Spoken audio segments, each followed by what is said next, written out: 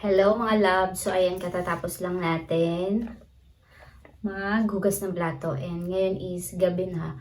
Nag-video lang ako para share sa inyo yung magkano nga ba yung CS ngayon ng ating mga dogs. Kasi kanina nag-inquire kami dun sa vet na pinuntahan namin. So nagka-canvas na kasi ako ngayon kasi nga para alam ko kung magkano yung iipunin namin or yung ibabayad namin para pagdating ng araw na CS niya is maging okay na. So lahat tinanong ko yung price ng kanilang pag-check up, kung magkano yung mga medicine. Yung mga medicine, hindi ko pa siya natanong. Pero pupunta pa rin tayo sa mga ibang vet para makapag-canvas tayo. Kasi hindi pa naman ito yung final. So, isang vet pa lang yung napuntahan namin and hindi kami nakapag-video kanina. Sorry.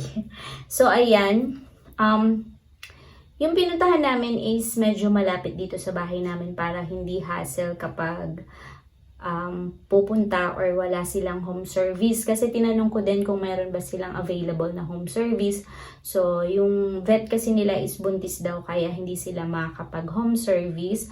Ang home service lang nila is yung vaccine. Pwedeng magpa-home service ang mga papi ng vaccination ng 5-in-1 at saka 8-in-1. So, yun. Tinanong ko kung magkano ba yung magiging CS ng ating mga dogs or ng ating French Bulldog. So, ang unang-una nilang tinanong is, hindi nila tinanong kung anong breed. So, ang unang tinanong talaga nila is kung ano yung timbang ng inyong dog and ilang days na. So, depende kasi pala sa timbang kung magkano yung magagastos mo sa pagpapa-CS ng inyong mga dog. So, ang nakalagay dito, so, ito yung kanilang mga nilista. Ang 5 to 7 kilogram yung inyong dog sa araw na yun ha, ng CS niya. 5 to 7, siguro ito yung mga small breed, mga Shih Tzu, Chihuahua, ganon. 5 to 7 kilogram nila is 11,500. So, 11,500. So, bale, CS pa lang nila yon, hindi kasama yung doctor consultation fee, and CBC, blood chemistry. So, marami kasi silang mga test na gagawin sa inyong dog. So, yon, kung 5 to 7 kilogram yung inyong dog, mommy dog, is 11,500. Kapag 7 to 10 kilogram naman, siguro yun yung mga medium breed, yung mga French. So, yung French ko kasi, parang nasali na siya dun sa medium 7 to 10 kilogram. Kasi medyo mabigat siya and malaki yung kanyang, mabigat and mataba yung aking French. So, ang kanya naman is 13,000. Ang 5 to 10 kilograms. So, kapag ang inyo namang aso is 10 to 15 kilogram, yun yung mga large na siguro ng mga breed. So, 14,500. So, sa mga nabanggit ko na yun is hindi kasama yung kanilang mga test na gagawin. Bukod pa yung bayad doon. So, yung 5 to 7 kilogram, 5 to 7 kilogram is 11,500. 7 to 10 kilogram is 13,000. 10 to 15 grams is 14,500. So, andito yung mga additional na fee na gagawin sa cesarean ng ating mga dog. So, ang consultation fee ay 350. So, ang CBC, kasi kailangan din gawin yon, ay 700. Ang blood chemistry, so lahat yon kailangan, ay 1,100. Ang dextrose set is 1,100. Ang heartworm test, so meron din silang heartworm test.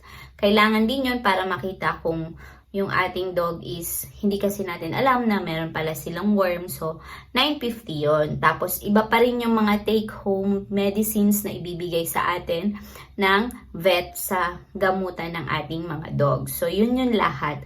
So, i-compute natin, siguro maghanda kayo sa vet na yan ha, sa first na vet na yan ng 20,000, hindi pa kasama yung mga medicines niya. So, yun yung mga range ng mga gastos nyo kapag nagpa-CS kayo ng inyong mga mommy dog. So, yun yung mga magagastos natin or ihahanda natin kapag makapagpa-CS tayo ng ating mga dog. So, sa first bet pa lang namin yun na pinuntahan ha, kasi magka-canvas pa kami para at least meron naman kayong idea talaga kung magkano yung inyong mga magagastos kapag nagpa-cesarean kayo. So, yun. Kung meron kayong katanungan is i-comment nyo na lang and sasagutin ko naman yun.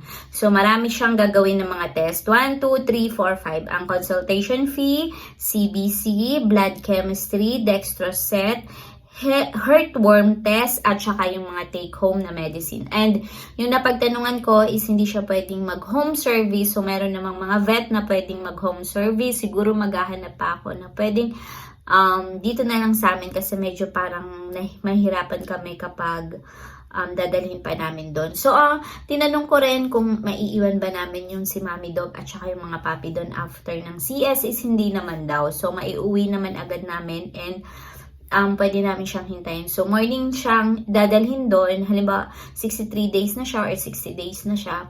Morning namin siyang dadalhin doon. So, onwards na kung hanggang ilang oras yung magiging test or magiging operation sa kanya. And after matapos ng lahat, ma-check ng lahat, pati yung mga puppies, pwede na namin silang iuwi dito sa bahay. So, yun yung first na vet na pinuntahan namin. So, yun, maging ready din tayo kasi yun nga, sa breed kasi ng aming dog, yung French Bulldog, halos lahat is cesarean siya and hindi namin pwedeng i-normal yung panganganak niya kasi maraming hindi pa kami alam tungkol sa pagpapaanak ng aso. So yun lang. So pupunta muna tayo sa ating mga dogs and check natin kung anong ginawa nila, kung kumain na ba sila. Tura lang ng Kito't Love, oh. Ang sarap ng tulog. Kito. Ay, meron pa kasing hindi tapos kumain. Mayroon tayo maglinis. Kumain na rin to. Buti naman. Ayan. Maglilinis tayo maya-maya ng kanilang kainan.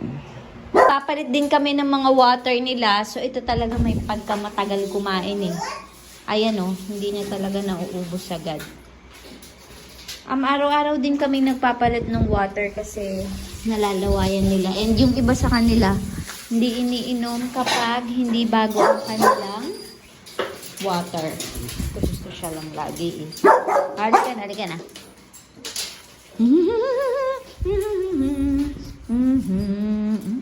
Milo! Ay. Ang tiyan mo. Patingin daw sila ng tiyan mo. Patingin daw sila ng tiyan mo. Si CS na yan eh. Patingin daw sila ng tiyan mo. Uy, mukha ka lang mo lagi may inaagawan ka. Kumain ka na dyan. Hindi ako makapaghugas dahil sa'yo. Milo? Naglalaro siya eh. Myla? Ayaw hawakan eh. Ano, Mami? Pachu. Harding, no? Feel niya. Si Myla. Milo Love. Ang Milo Love. Milo Love. Milo Love. Milo. Galit. Gusto niya siya lang lagi, oh.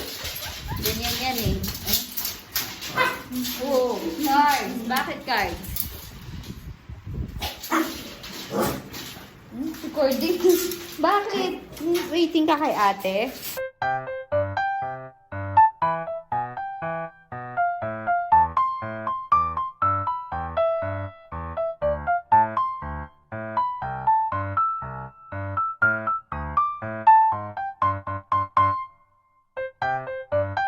Tapos na tayong maglinis ng kanilang kulungan. So, yun yung aking routine kapag gabi. So, ayan. It's time to tulog na sila. So, bukas naman. Matulog na kayo, ha?